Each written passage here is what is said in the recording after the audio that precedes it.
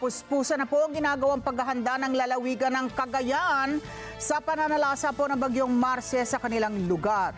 Ayon kay Cagayan Provincial Disaster Risk Reduction and Management Office o PDRRMO Officer in Charge, Rueli Rapsing, nakahanda na po ang lahat ng kanilang rescue assets sa sandaling kailangan po ang mga ito.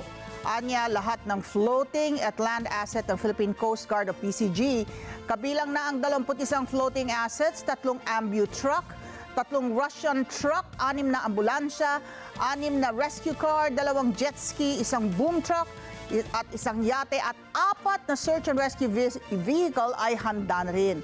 Handa na rin anya ang mga rescuer ng 8 station ng Task Force Lingkod Cagayan Quick Response Team na matatagpuan sa mga bayan ng Tuao, Amulong, Lalo, Ballesteros, Sanchez Mira, Gonzaga at sa Tuguegarao City.